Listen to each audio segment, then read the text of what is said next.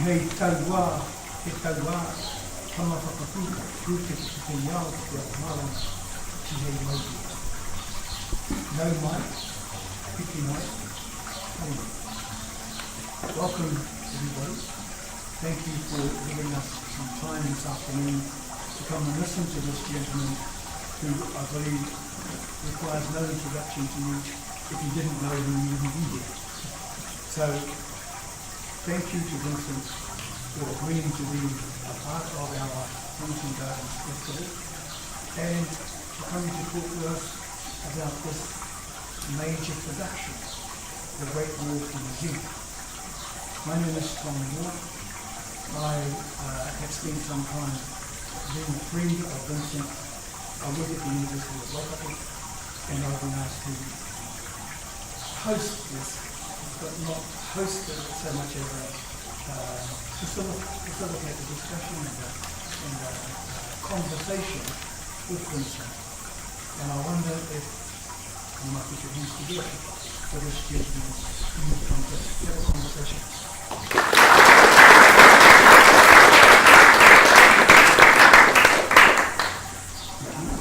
So, we'll sit. It will be relatively informal, and there will be a time for questions after we've achieved some thoughts from Vincent later in the hour that we have. But I think the space that I'd like to start with Vincent is give us a bit of a background about how all of this, but all of that, Tēnā koutou katoa and tēnā koe matua Tom, thank you for facilitating this session. And Tom is somebody who a few years ago I sent the manuscript of the book to, and people talk about the length of it, but it was about twice as long, and I sort of said to him, don't feel obliged to read it all or get back to me very soon. But here we are a few years later, and I've done several sort of talks with Tom now, and I always learn new things about his history as well, which is the incredible thing. People think you know it all, but I've only got bits of the story really. In some respects, I'm sort of an unlikely candidate to write this work, because I grew up in a big working class Irish Catholic family in Christchurch, and my father worked at Addington Railway Workshop, which was the biggest employer in Christchurch at the time, until it closed down in the 1980s. And my mother was a cleaner, and my first real job was cleaning as well. And funnily enough, it was in the history department at the University of Canterbury. And partly how I chose my lecturers was I thought the ones who were nice to the cleaners were probably good people, and it was quite a good system. So Anne Parsonson, the New Zealand history lecturer, was lovely to me when I came to clean her bins each night. So, but as a child, I had a real passion for history, but at secondary school, my teacher only taught us European history because he said in New Zealand nothing ever happened here, war and move on, forget about it. So we did the English Civil War, the Russian Revolution, and occasionally some American history and all that sort of stuff, and I loved it. And I went to university and I just enrolled in every European history course I could because that was all I knew. And then after a couple of weeks, I decided to drop out of economics. And I was looking for a filler, and in the student magazine, it said New Zealand history, that was rated a good filler course. So I thought, well, probably quite boring, but I need 12 points, so I'll enroll in it. And I was blown away. And I thought, why has nobody told me this stuff before? And the notion that nothing had happened here, that we didn't have a history, couldn't be further from the truth. So that was me, I was set. And that was sort of started my kind of journey into this stuff. And so then a few years later, it was partly through Anne Parsonson, my lecturer, that I got offered a 3-month contract in Wellington researching treaty claims.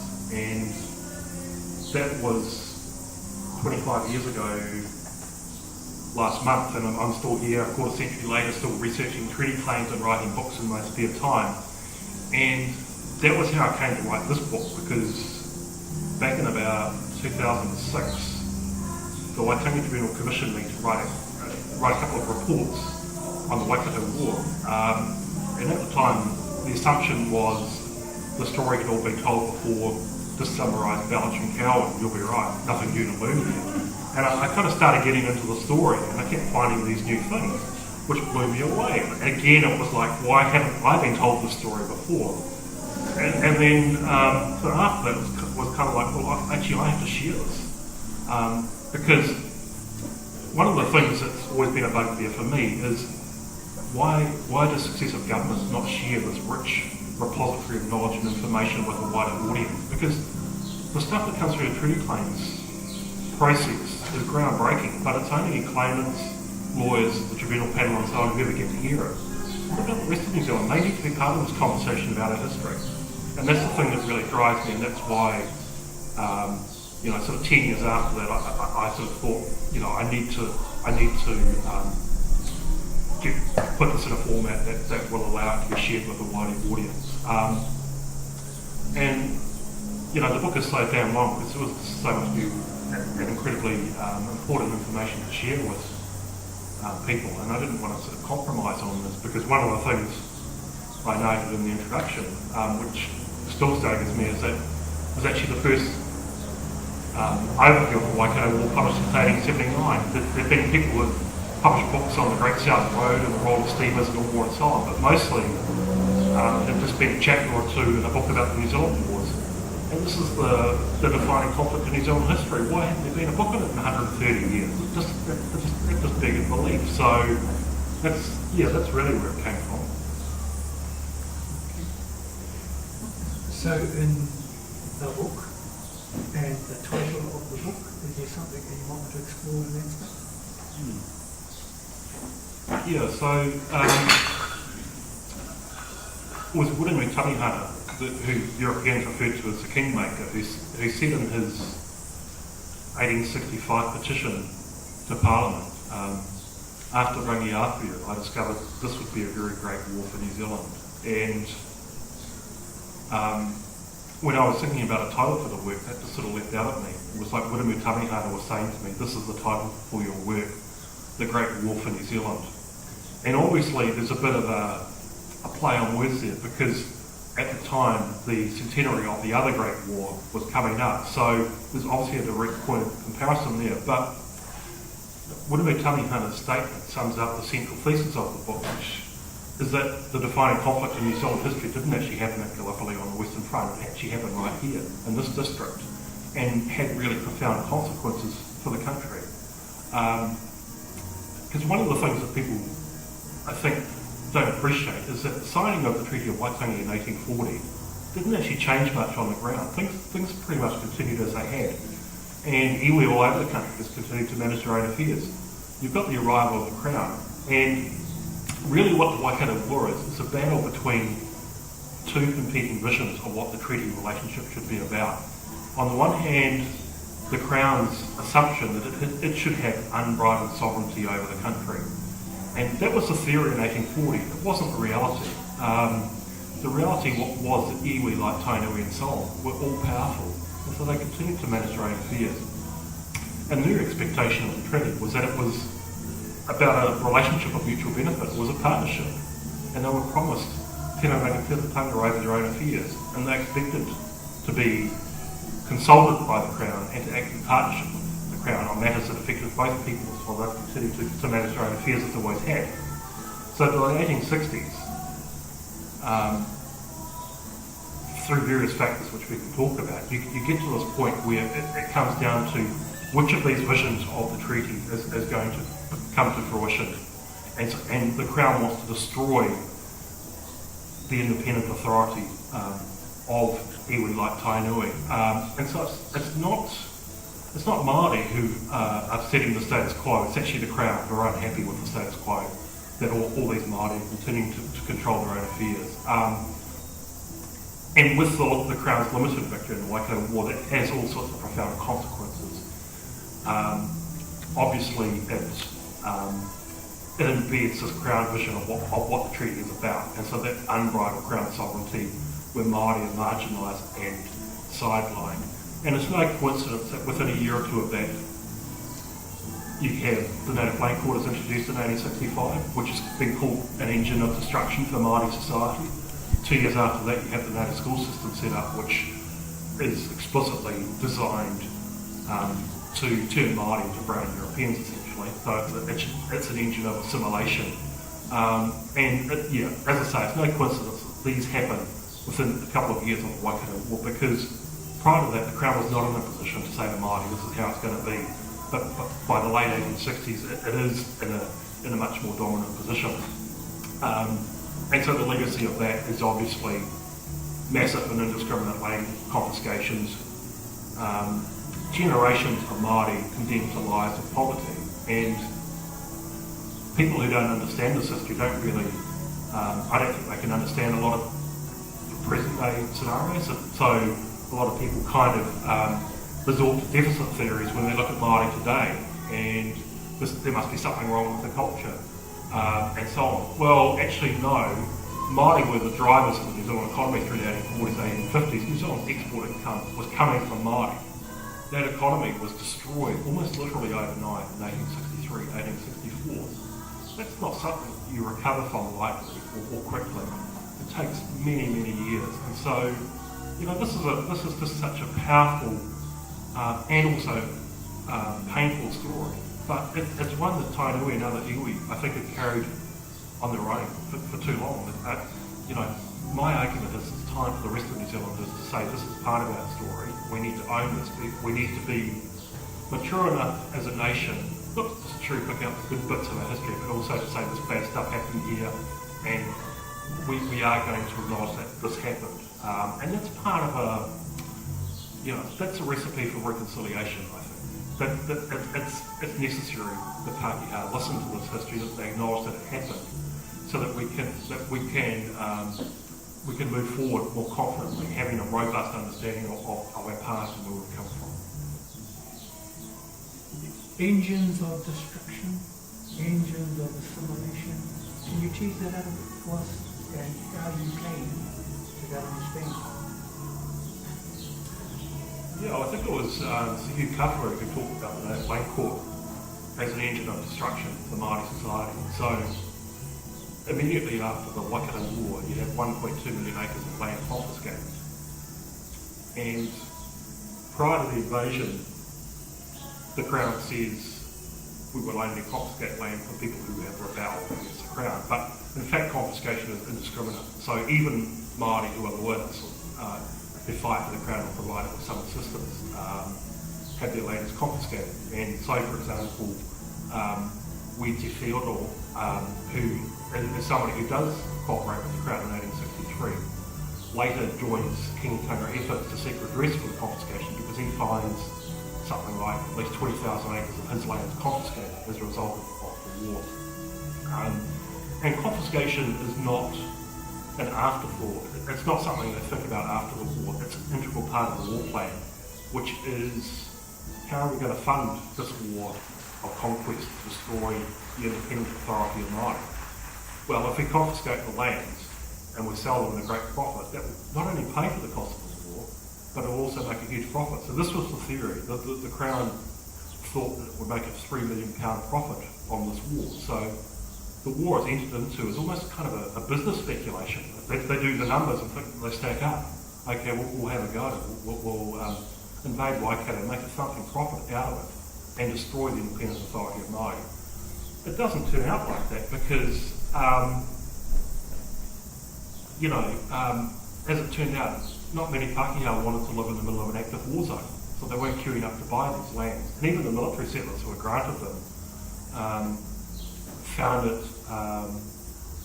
it was too unsafe to go onto their rural sections, so they kind of clustered in the redoubts, and the towns were established.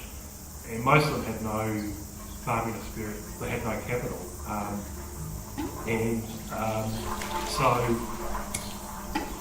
So that whole sort of theory behind confiscation unravels completely, and the colony is hugely indebted as a result of this.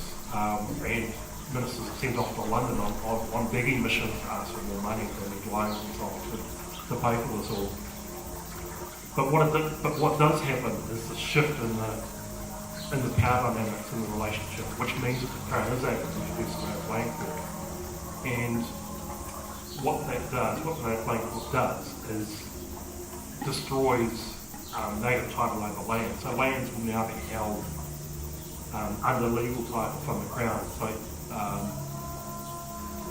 and there's a deliberate process of individualisation, which means that land is no longer held by iwi or hapu, but instead by, say, 500 individuals who each in theory own a slice of that land. But they can't actually do anything with their slice. They can't say, this is mine, because I'm not a farmer. All they have is a theoretical paper right. The only thing they can do with that paper is to sell it. They can't actually do anything else with it. And they have to sell it often because they have to pay their share of survey costs, and they have to pay their share of court costs, and they have to pay to go to townships which might be 200 miles from the land for 10 native landcourt hearings that go on for months. And they don't know necessarily when their block of land is going to be called up, so they have to stay in that town for months and months. And so this whole process is incredibly effective at alienating even more land. And so by the 1860s, most land in the South Island had passed under Māori ownership, but most of the North Island is still in Māori ownership. And that through a combination of confiscation and the native land court process, that changes very quickly. So by about 1900, there's only about 6 or 7 million acres of land left out of about 66 million acres, so maybe 10% of land is left in Māori ownership. By the 1970s, that's halved to about 5%, and it's generally land that Europeans didn't want. It's considered too remote, too rugged, or whatever. And so these processes are, I think, direct legacies of the wars of the 1860s. It's all of this is infinitely linked, I think. In your book, you research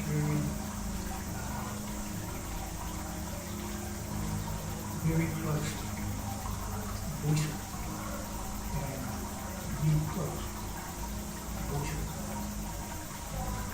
Can you tell us about those voices? Both from the Crown as well as from Well, one of the things I decided when I started writing this was that it would be really easy to kind of play the role of indignant author and to express my sense of outrage about this history, because it's terrible, it's awful, and I actually thought that I just need to let the story tell itself, and I'll let other people decide what they make of it. So it was really interesting because, some people who read the book said things like, well, that George Gray comes out of your book as a real bastard, doesn't he? And I went back and I looked, I thought, what sort of adjectives did I use to describe Gray? And I didn't use a lot. I was pretty restrained. I just let Gray speak for himself, and other people can judge his actions from that. And similarly, I think, on the reverse side of that, I was conscious of trying to let people like Wharewe Tamihana, to let their voices come through the work as well, so that people could see the sorts of things that are being said in this book are not a sort of 21st century reinvention of this history. This is what people themselves at the time were talking about. And so, Tamihana's various petitions that he writes, he sends 3 petitions to Parliament, 1865-66, about what happens as a result of the wars and the confiscations and so on. And these are incredibly powerful documents. And with the last of these, I talk about in the book the government lured him to Wellington to present the petition in person, and Wharewe Tamihana wasn't quite sure what was going on, but he went anyway. And when he got to Wellington, it all kind of became clear, because he appeared before this committee of politicians, all of the ones who were responsible for confiscating his lands, the lands of Ngāti Hoa and Tainui and other iwi. And one of the first questions they asked him was, how much land do you want? What kind of personal estate can we offer you in return for your cooperation. And Tamihana said, I'm not here for myself, I'm here for the kingtanga, I'm here for Tainui.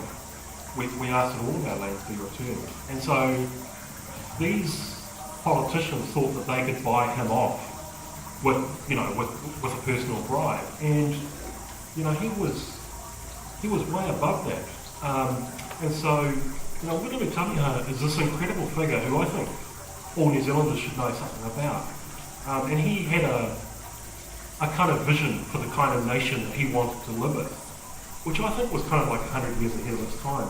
He was a committed biculturalist, and his only real problem was that he thought the Pākehā politicians that he was dealing with were men of honour. He treated them like fellow rangatira, and for a rangatira their word was their bond, and so he didn't think these people would lie to him. And his story is really quite a profoundly sad one, because he dies at the end of 1866. I think almost of a broken heart as a result of everything that he's seen unfold over the previous 3 or 4 years, and everything that's happened to the country. And he's just one of the voices that comes through the work. I think another was Tamatina Porter, who is also an incredibly interesting figure. He was Tawhia's uncle, and I talk in the book about how in July 1863, when he was presented with an ultimatum to swear an oath of allegiance to Queen Victoria or leave for the Waikato, because he's living in South Auckland, his response is, has the day of harvest arrived? And he's told that it has, and he asks for an independent inquiry into the conduct of Māori. And he's told that it's too late for that. They haven't come to argue about the merits of what's going to happen. He needs to take the oath of allegiance or leave. And so his pleas for an independent inquiry into what had happened is, of course, along with Wiremu Tamihana's, are always rejected, because any truly independent inquiry would have found that this was a premeditated war of conquest, invasion on the Crown's part. And Tamatina Porter was one of hundreds of Tainui people who had moved to South Auckland in the 1840s to protect the settlers there from hostile Māori. This is the incredible part of the story. In the early 1850s, if you had asked the average settler in New Zealand which group of Māori were they most worried about, Tainui would have been at the bottom of their list. They were considered ultra-loyalists. So how does this relationship unravel within the space of a decade? How does it go so badly wrong? That's another really important part of the story that I try and make some sense of. Thinking about the timing and this 100 years ahead of this time, possibly the same description of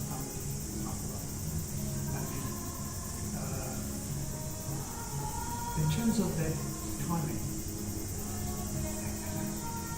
is there something about the timing of the release of this book at this time, flowing water, production, and those kinds of events that you might want to talk more about as well? You know what? I first started trying to secure funding for this book back in about 2011, 12, and I kept getting rejected, and I thought, well, what's happening here? Because this is, first, in my applications I say first book on this since 1879, defining conflict in New Zealand history and so on. And it's like, well, I'd apply for some money for it, would be no. It's like, what? And it turned out that was quite fortunate, because I think by the time the book came out, there was kind of a willingness to engage with this history that there wasn't really earlier, because 2013-14, the 150th anniversary of the Waikato War, it seemed that it was a big deal for Māori, and Tom was head of the Ngā Whai o Maumahara body that was organising the events around that. But I talk in the book about how the funding received for that was $250,000 to commemorate the 150th anniversary of this conflict. and the most conservative estimate of the amount of money being spent to commemorate World War I was $25 million. I've since seen estimates of like 50 million. So, but even at 25 million, that $250,000 was 1% of that. And it's like, I'm not saying this should be parity. I'm not saying spend $25 million on this, but maybe a little bit more than 250,000. That speaks to me about how little, partly how New Zealand cared about this history at the time. It was just kind of completely ignored. And there was very little coverage of what was happening there. And that started to change. I think partly as a result, or a huge part of that was the Waikato College petition. And those inspirational young people who were saying, this is an important part of our story. And not only that, but why aren't we learning this in our schools? And so I think that was kind of a bit of a turning point. And you know, Leah Bell was talking, gave an interview I think for Radio New Zealand last year on the first Mohara, and she talked about at their school. They learned about the American Civil War, about 20 minutes from Waikato. What's going on here? I mean, shouldn't they be learning about this bloodiest conflict in New Zealand history that happened just down the road from their school? And it was only because they were taken on a site visit to those places and learned a little bit about them, that those kids were asking these questions about why are we not learning this in our classrooms? Why are we learning about the American Civil War, interesting though it is? And so I think, you know, so we've won the battle on Mahara, the day of commemoration, but I think this issue with our kids learning this history in schools is still far from resolved, because the Ministry of Education seems to be determined to avoid doing anything about that, and their argument is that it's up to schools to decide what they teach. And that's fine, but what about a few guidelines? I'm not saying there should be a centralised curriculum handed down from Wellington saying you must teach this, but what about, here are some important things that you need to incorporate within your curriculum. How you do that is up to you.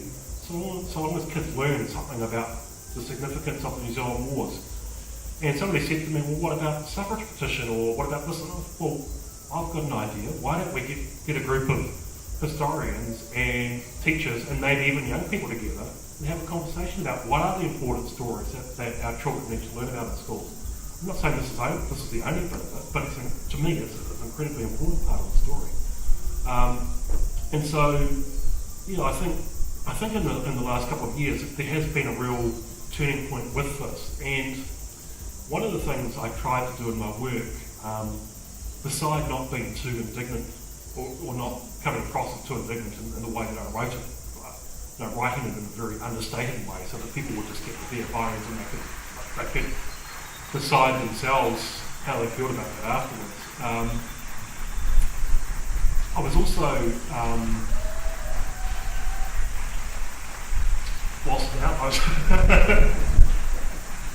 Yeah, where was I going with that? I was going somewhere, but I lost it. Can we then think about some of the reactions, and we talked at another time about the reaction at the launch, for example.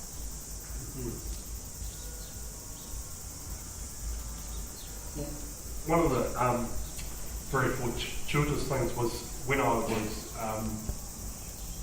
working on this, I was also approached by Taino to do some work with them on some outstanding issues that they had. And I was at a hui, and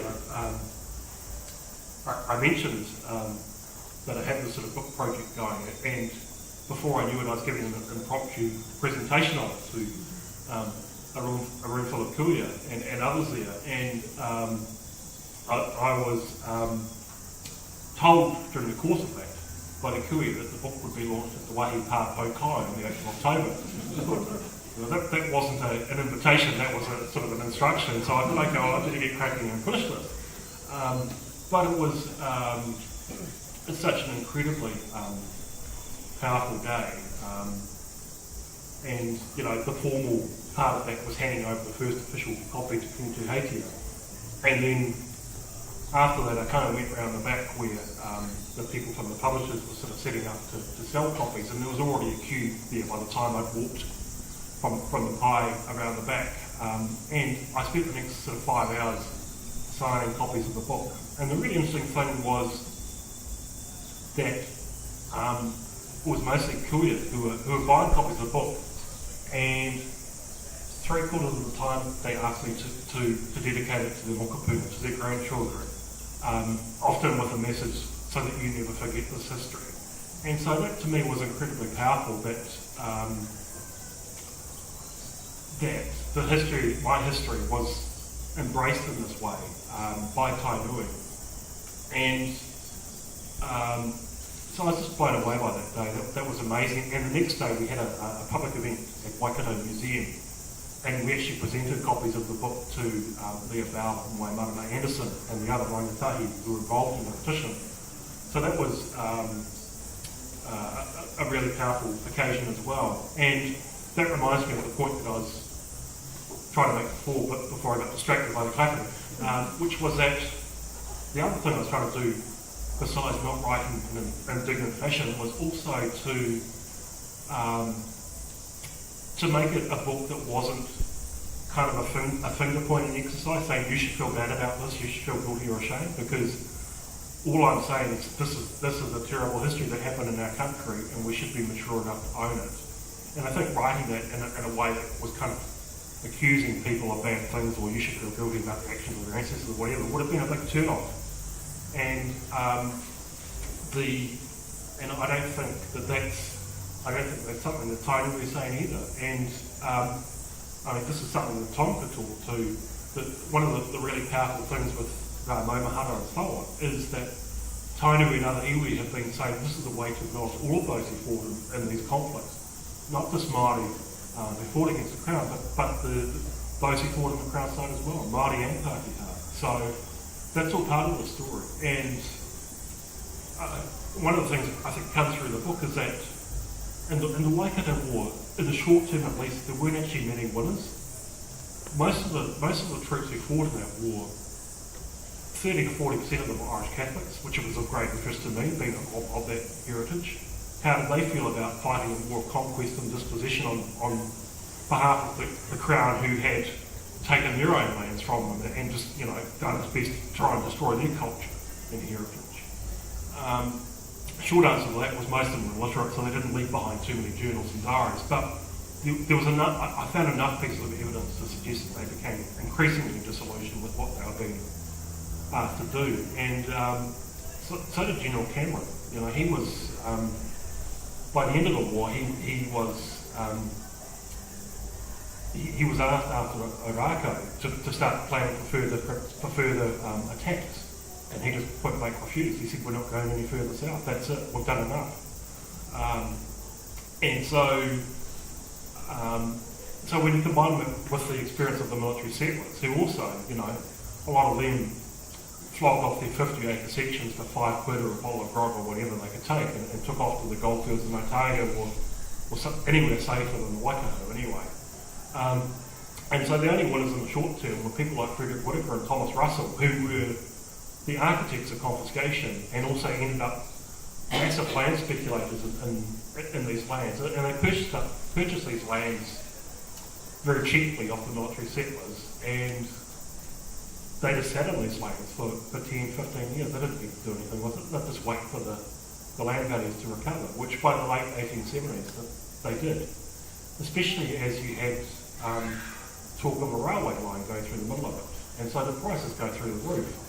And I work out somebody who bought a section in 1867 for £20 would have sold it about 12, 13 years later for a profit that equated to about 110% per annum, which is a pretty healthy rate of return on your investment. So they got incredibly rich out of this, but most other people didn't, in the short term at least anyway. So I think that was part of it. That was another part of the story, that I was trying to look at the story of this conflict, not just from the point of view of Tainui, but also from the perspective of the military settlers and even the British troops and so on involved in as well. interesting Māori reaction. What about Pākehā reaction? The Pākehā reaction has been really interesting because I've even had people who sort of come up to me and asked how they could find out whether their own ancestors were military settlers who had fought for the crown, and which I think is great because that's the kind of open and honest conversations that we need to have.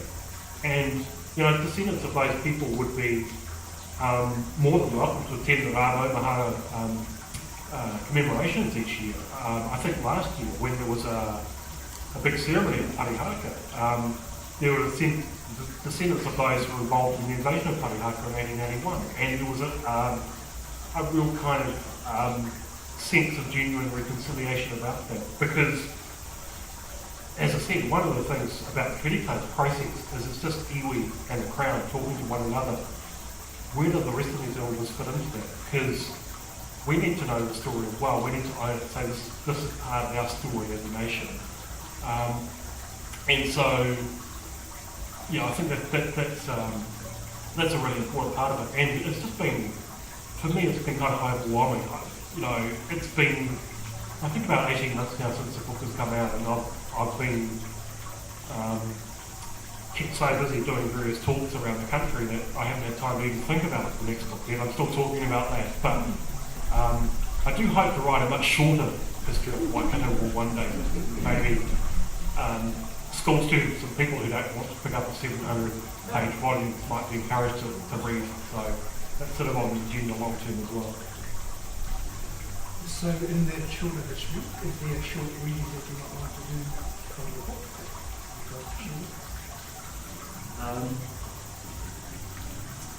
I don't have a reading prepared, but one of the things I quite like to do if I write a shorter version is not just a condensed Great War for New Zealand, but something that adds value in its own right. So one of the things I'm sort of thinking about is the Great War for New Zealand was kind of framed around how we remember or forget. So it's kind of was talking about time and memory, and that was sort of the framework I used for it. And I deliberately kind of put the chapter about that story right up front. So that's kind of like a framework for the unfolding of the story. So it's asking why have Pākehā New Zealand not remembered the story? Why did we forget it? Why is this uncomfortable silence around this history? And one of the things I'm sort of thinking through in terms of a shorter work is thinking more about place and landscape. And I've become really interested in the stories of particular sites. Like in Waikato, to me, the story about a road being run through the centre of the park seems to me a very powerful story. And I've described this as an act of deliberate cultural erasure, but I'd kind of like to get into the minds of those who decided to put this road through there. Was that what they were deliberately intending to do? Literally obliterate, the tangible traces of this history. And so there are a lot of kind of really interesting stories in there. Lily as well, where right up until the 1970s, 1980s, farmers were running cattle on the trenches here, which were destroying these trenches to keep the gorse down. These are sites of immensely powerful heritage that we have in the country that have not been protected, not respected. So for me, there are kind of practical things that I hope that we really do out of this. One is engaging with the history, which I think is starting to happen now, but there's still a large number of Pākehā who are not engaged with this history because they haven't sort of been given the information and tools to do so. And not everybody's going to read this book. But also, getting the history in schools is another part of this thing, which is an ongoing struggle. But also protecting the sites. And one of the things I talked about, like Arako, it didn't even have a sign there from State Highway 3, I think, saying, historic site this way, Arako, site of the most famous battle site in the country, not even a street site.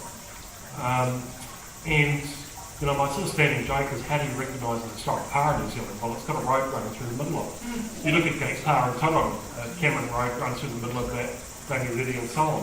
And Rangi today, the developments here have been really wonderful, but the ironic thing is that it's only because New Zealand Transport Agency provided funding for it that's happened, because of the expressway. And if it wasn't for that funding, there would have been no resources to develop what's left of the site. And you know, these are things which, you know, it's not going to cost tens of millions of dollars to do this. It's this requires a kind of willingness to engage with this and to acknowledge that this is an important part of our heritage and our history, and we need to protect these sites and ensure that people learn this history as well. Thank you, Vincent.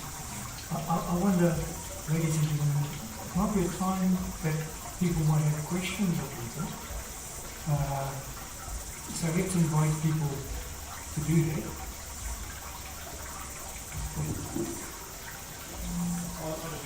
Do you think there's an urgency for getting people to acknowledge this? Is there a use-by date beyond which it will be too far in the past? People go, oh, ancient history. You know that? Yeah, that's interesting because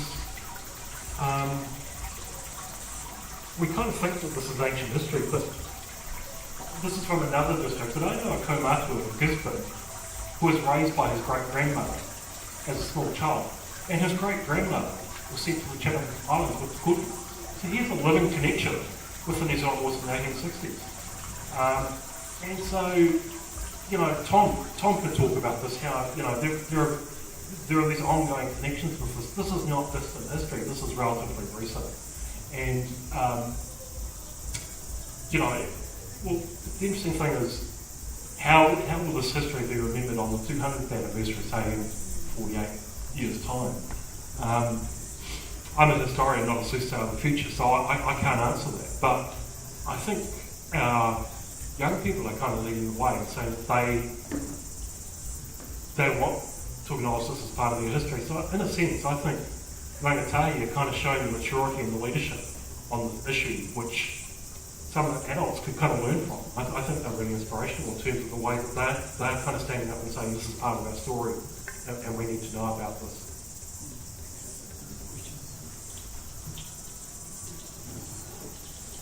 I just want to ask you about the use of the word war, because I suppose I was in Argentina recently, and the people there, they don't like you to use the word dirty war, because they say it was an invasion by dictators. Wasn't a war, like Vietnam War wasn't a war because the Americans invaded Vietnam. It wasn't like Vietnam decided to go to war with America. And so, in a way, I don't know whether that question around was this a war, was this an invasion? I know it sounds like words, but you know, I don't know what you think about that. Well, I think the two are probably not mutually exclusive. I've definitely described it as an invasion of my work and set out fairly forensically the kind of evidence, I think, for that Gray deliberately decided on this war and looked closely at the official rationale that was provided for this, which was that Tainui were intent on invading the settlement of Auckland and massacring the European residents there, and so therefore Gray had no choice but to do something to prevent that from happening. And when you look at the evidence for that, Rangi Poto, who's supposedly the ringleader of this invasion of Auckland, was in Taupo at the time, which is the wrong place to be if you're attacking Auckland, I would have thought. He's gone in the wrong direction. So I talked about this as sort of Gray's dodgy dossier, which is resonant of a more recent conflict where that's sort of come to usage as well. I don't know, Tom. I mean, I've definitely talked about an invasion, but I don't see war as I think it is kind of like not necessarily. I mean, military historians, I regard myself as one, talk about asymmetrical warfare, and this is one of those really where you've got the world's sole superpower up against essentially a civilian population. and I think I've talked about it in those terms, but I don't know, Tom, have you got any? This is really for Vincent. And thank you for the question, because for us of the Waikato or Maniapoto, we describe this in different ways. And the Māori word for war is pakanga. We don't regard these as pakanga. This idea of asymmetrical warfare, if there's a symmetry, there's an equality in the battle, then there's a pakanga. And this is an invasion. And we, in particular in Ngāti Apaku, they use the word pāhuatanga, which is all about atrocity. It's an atrocity. It's an invasion. It's not a war. So thank you for the question.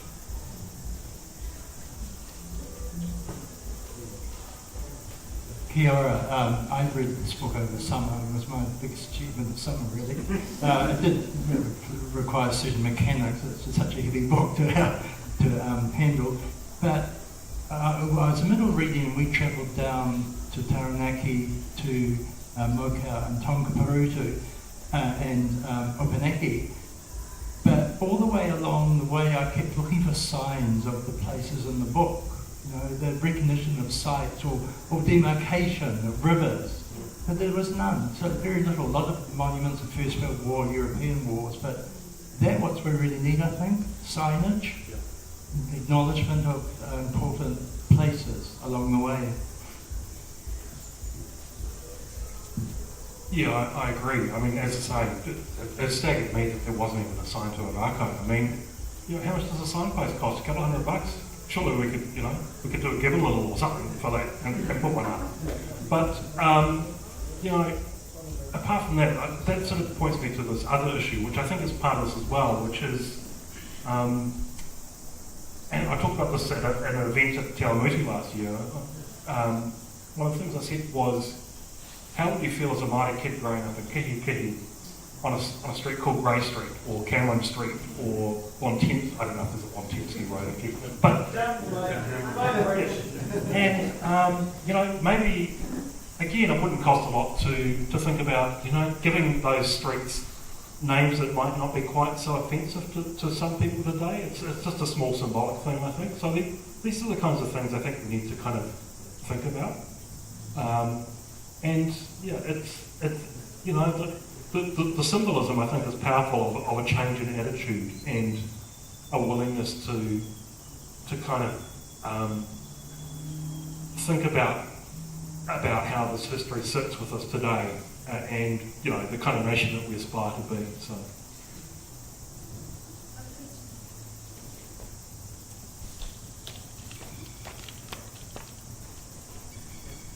Just on the point about commemoration, I remembered reading, it was a while back there, the New Zealand Herald had a little piece where they were doing like New Zealanders of the Year from the past, and they stated that while in the 1860s they would have had Grey as New Zealand of the Year, it would be more pertinent to have Wiremu Tamihana now. Sorry, I'm being really circuitous here, but anyways. Have you heard of any actual commemoration for any of these figures, like Tamihana, Rewi Maniapoto, in public areas, not just being confined to the marae, but in places where the rest of the country will actually be able to see these incredible figures? Because I remember there was one writer some years ago who was petitioning that the university should have at least a building named after Tamihana due to his reputation not only as a politician but as an educator.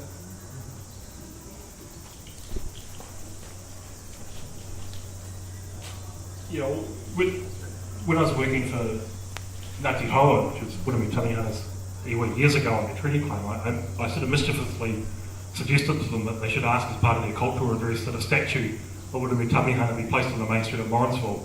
I'm not sure that they asked that of OTS, but there are discussions underway about a heritage centre at Ōrākau, and I hope that that's something that the government comes to the party on and provides some funding for that. They have repurchased land there, so presumably that is the start of a willingness to do something. Obviously there needs to be careful thought given to what's appropriate based on those sites, given that upa, given that there are still people buried there, and those are not. But those are decisions that we need to have with the government about that. You know, it might be more appropriate to have a museum up the road in Kihi or for example. But, you know, these are the sorts of conversations that we need to have, and I agree that, you know, again, it's a symbolism that's powerful of a change in attitude, so, yeah.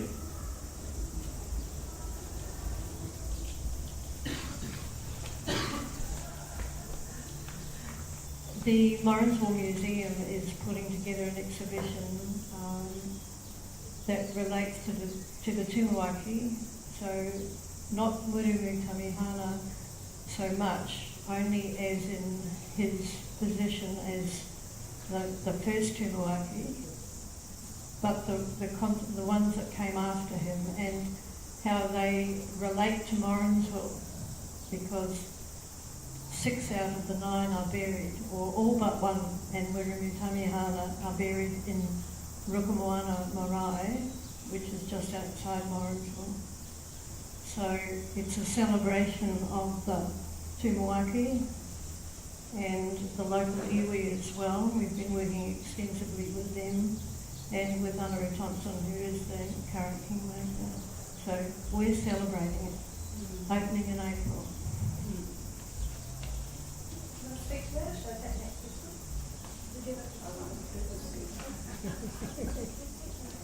This is going to be a really boring question. A couple of years ago, Tom may remember me, I did a paper with Des Kahatea, and we were looking at Māori heritage sites that have fallen off the map.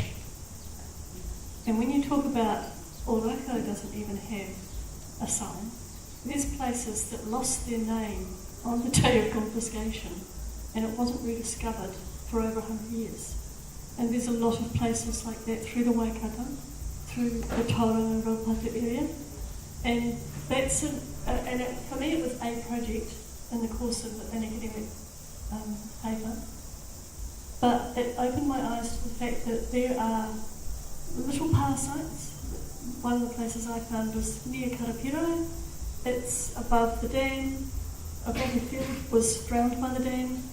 The only extant government acknowledgement of it was when Karapiro was put together.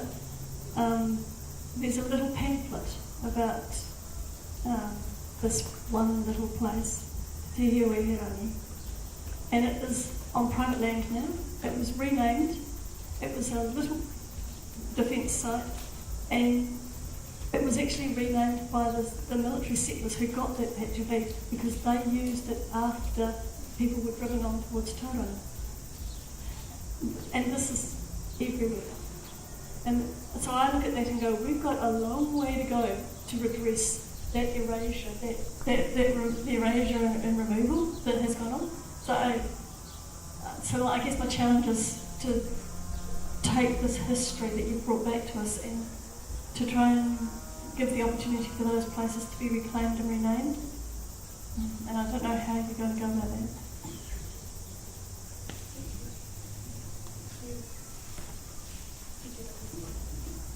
Tēnā rangatira, tēnā koroa, kia koroa. My work is as a treaty educator, so Vincent, your book is so welcome. But the work I do around the country, it's sometimes occasionally in schools, often with organisations, because it's usually staff training these days. That's the only way that treaty education gets paid for. There's no public funding for it. But when people see the colonisation activity, and it's kind of an answer to that question, of does it feel like ancient history to them? No, it feels like it's in front of them actually. They didn't know about it and they're in such shock when they see what happened that they are in tears, they cry, they weep actually when they realise what actually happened and that they've been going along innocently in our country, you know, opining about Māori, having opinions about this, that and the other. So when they hear the truth, and they often say in their evaluations, I'm glad I know the truth about New Zealand history. So, many of us here are not the young ones, but I know they didn't work alone, those Okarahama young people, they did get support. And so I'm really aware that we all, our generation and generations, need to be there with them, doing some of that lobbying of each other as Pākehā to get some of these things happening, and not just leave it to Hapu and Iwi to do it. Just after Waitangi, I wrote letters to 2 of the ministers, both to Jacinda and to Chris Hipkins, Minister of Education. So you've warned me already, Vincent, that we won't get very far. And yes, indeed, Chris Hipkins has already referred it to Calvin Davis, which is like, okay, the big ministry doesn't have to worry about it. We'll let the associate minister, the Māori minister, worry about it. But we need to not allow that to happen. It needs to keep coming back into the conversation, because until we can face, clearly our history, that emotional healing won't be done, and then the relationship can't start. So kia ora korua, kia ora to both of you.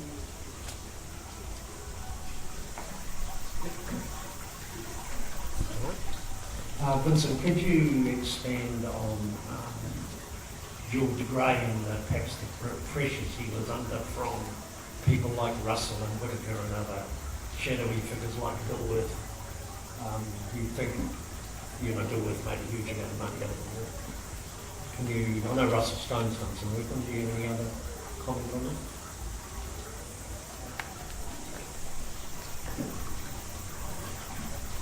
You'll agree, when he left New Zealand into his first governorship in 1853, he left a hero, because he'd arrived in the colony in 1845 and there was war, New Zealand was bankrupt, and he left, there was peace, we were rich and prosperous, Māori were happy, everybody was happy, supposedly. He left, he was supposed to stay and implement a new constitution, but he had more sense than that, he took off. And the new constitution was really the start of the problems, because that set up the forerunner to the modern day New Zealand Parliament. And it excluded the Māori from that, because it had a voting qualification based on European ownership of land. So you had to have a legal title to land. So Māori are excluded from that. And so figures like Rui Tamihara, hang on, what's going on here? Where did we promise partnership in the treaty? You're establishing this parliament that we're going to exclude from. So that parliament is effectively a very vocal lobby group for settler interests, and it has no interest whatsoever in acknowledging Māori interests as part of that. And so for the next 12 years you have the system of double government. You've got the governor and you've got the colonial ministry. And their agendas are always slightly different. So Gray comes to New Zealand in 1861. He volunteers to come back as sort of the all-conquering hero.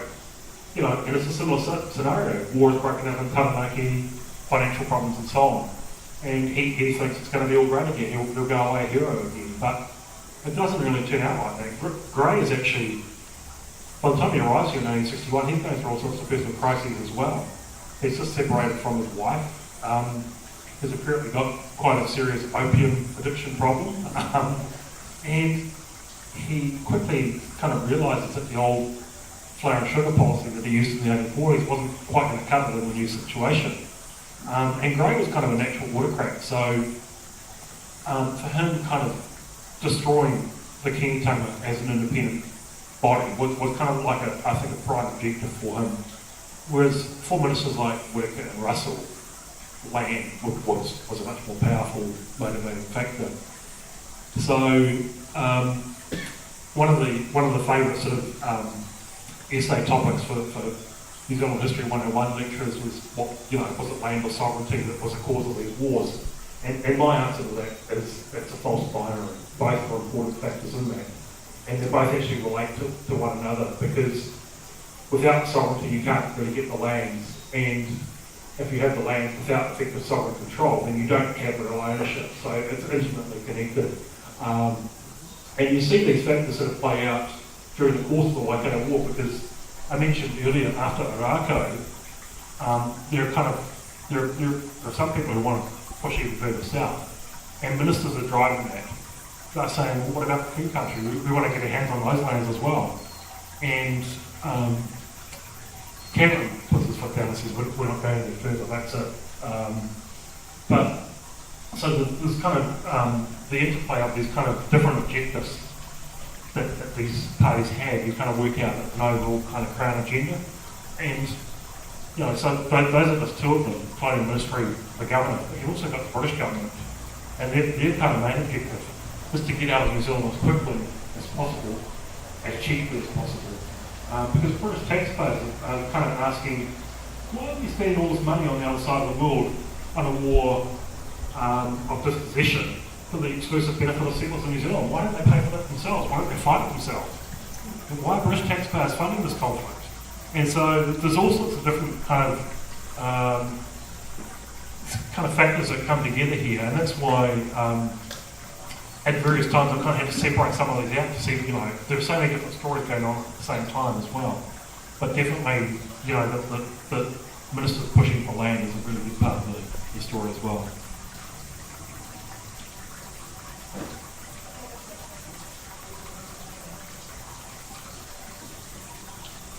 Vincent, my question is about heritage sites and how you might mark them as heritage sites.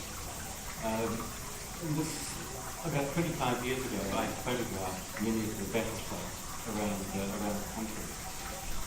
With another military historian, and I found in certain of those sites, not all, but in certain of them, there was a feeling way beyond merely the history on that site. There was something else going on. And I recently went back up north to Pukekohe and Wilkes, places like that. And Pukekohe was completely unmarked.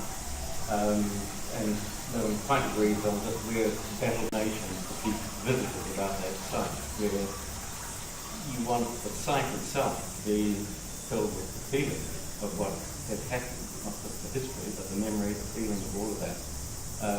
And that information is prepared somewhere else, away from the site. But I just wonder what your opinion might be on it.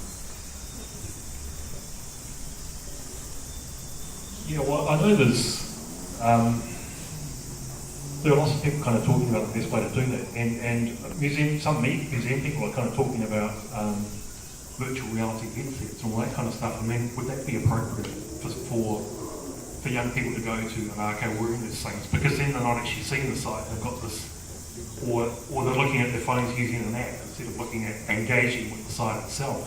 I don't know what the best answer is, but as I said earlier, in some cases it might be appropriate to tell the story, somewhere else, like up the road, Kihiki or whatever. And those are discussions that I think we need to have with the government about what's the best way of doing this. But, the visiting the sites is just such a powerful thing. Once you even know a fraction of the story, it's just immensely powerful. And, at the time that I went to the book launch in 2016, I took my wife and parents-in-law to Waikato, and when I was writing the book, I was also doing whakapapa research, and then we discovered my father-in-law and wife are tainui, and so suddenly there's kind of a personal stake in the story, and to go there with them, to go to Waikato, is kind of incredibly powerful. We're all in tears, and we need to reflect what is the best way, the most powerful way, what's the appropriate way to tell these stories, taking into account all the different factors, what's appropriate according to Te Kainga and so on. And those are things that Tom will have far better answers than I would on. Last one, maybe?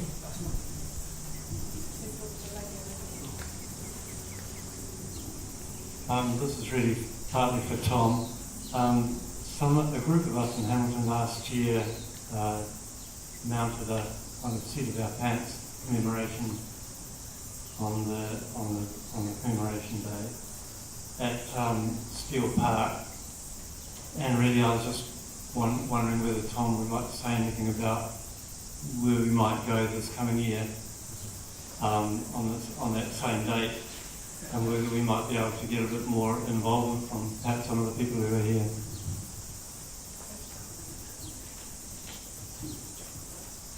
Sorry, Vincent, this is a conversation. But to add to that conversation, so the commemoration day we held at the park and ensured that Ngāti Wairere and Ngāti Hauā played the significant and gave the most contribution to that day. This was part of the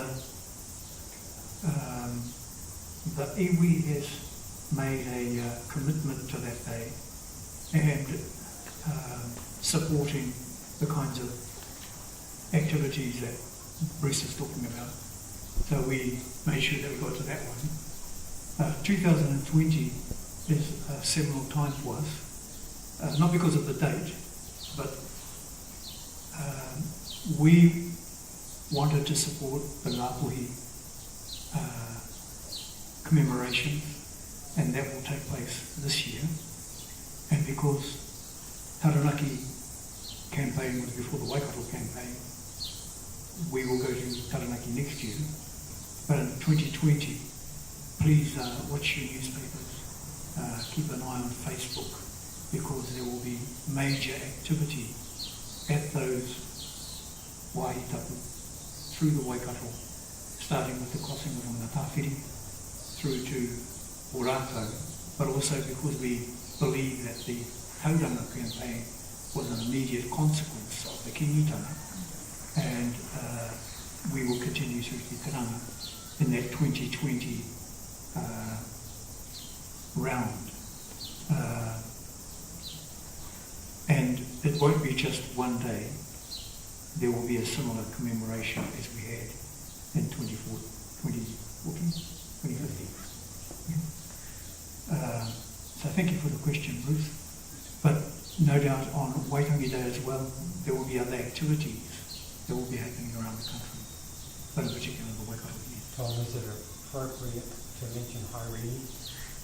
Haere, yes, and Mangiaowhia. They'll be covered in that 2020 commemoration. And this week? In 2020 in particular. Yes. Next year we will be holding smaller ones there in preparation for the larger one in 2020.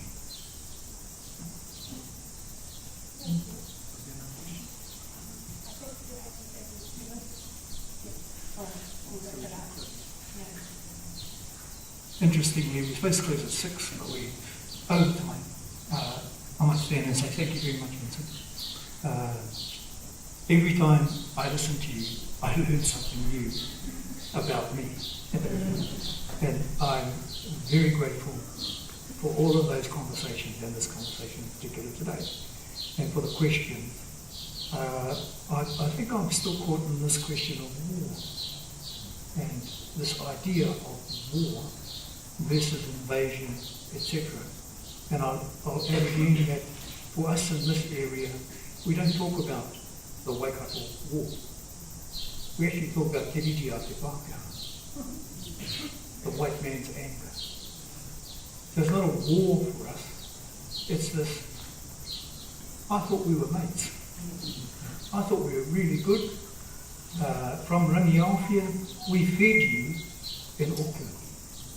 And then you came down and invaded us. Where did your anger come from? So Te Riri a Te Pākehā is our description of this invasion. With that, I asked Vincent a question earlier about the timing. The timing is right. This country wants to know more about our history, what happened in our past, so that we learn today what are the mistakes we made back then, so we can move into a brighter future. So thank you for taking part in this conversation. Perhaps there is a brighter future from Vincent's books and from each of you playing a role in your community.